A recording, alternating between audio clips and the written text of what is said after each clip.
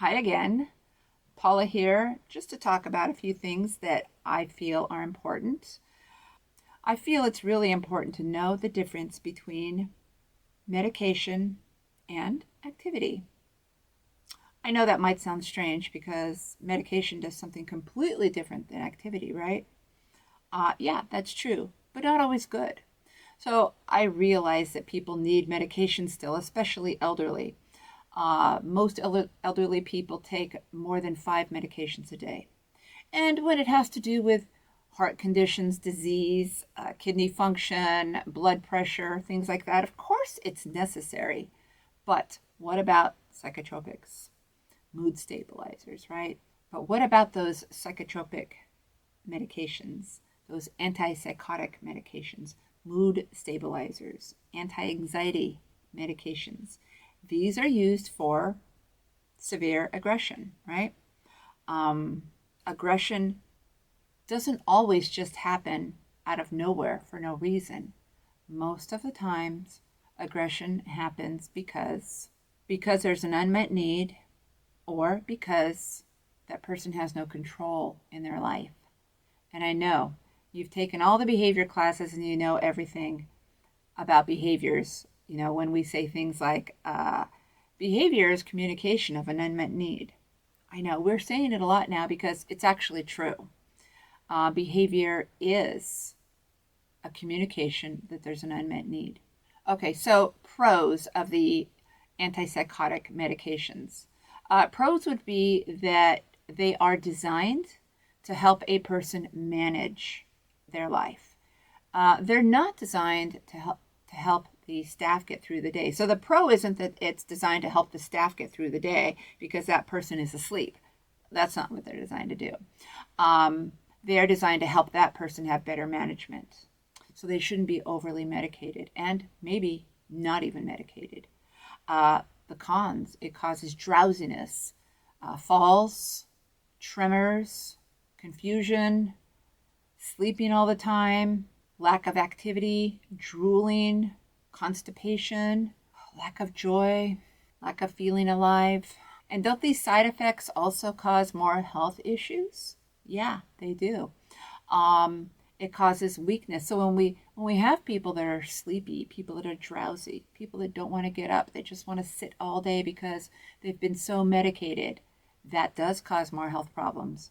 That causes health problems such as more falls. Person is weaker, loss of bone density, loss of muscle mass, lower blood pressure, slower heart rate, breaks, fractures, bruises, high cholesterol, weight gain, diabetes, and probably some more. There was a study done of 174,000 people with dementia. The average age was 82, and found that antipsychotic medication had significantly higher rates of pneumonia, strokes, fractures, more than the non users of antipsychotic medications. And over a 1 year period, 10.4% of antipsychotic drug users developed pneumonia versus 5% of people who developed pneumonia who weren't taking antipsychotic medications. That's a 6% increase due to meds that probably were not necessary.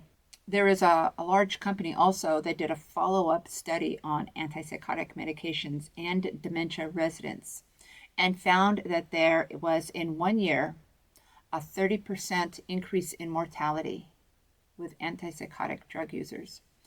And then by 5 years, it went up to 80% mortality rates. So antipsychotics, mood stabilizers, psychotropic medications, not necessarily a great thing. I think we can do a lot better. But I think we have to spend a little bit more time with a person trying to figure out what that unmet need is, trying to get them involved in something. How bad is it that we get to an age where nobody wants to talk to us anymore? I don't ever want to get to that place. I don't know. Do you? I don't. Right now, I can talk to whoever I want. I can make phone calls. I can have video calls. I can have FaceTime calls. But what about our residents? Sometimes they're just kind of sadly left on their own because staff have so much to do.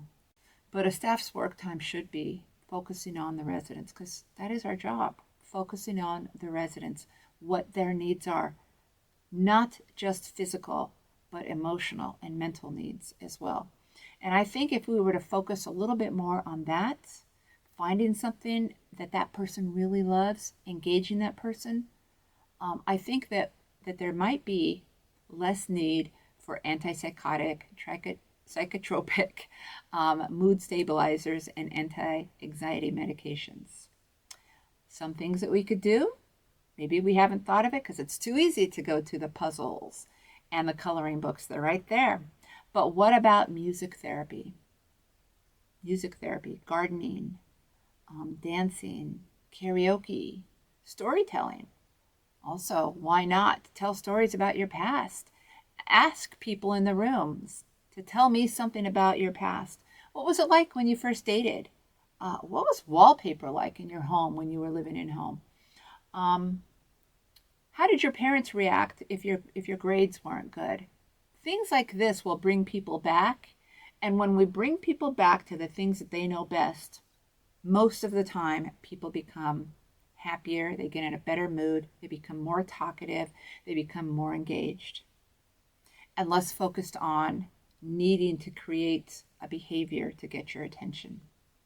Okay, so engagement and interaction is key to less behaviors, less medication that's unnecessary. Remember, meds should support life, not replace it.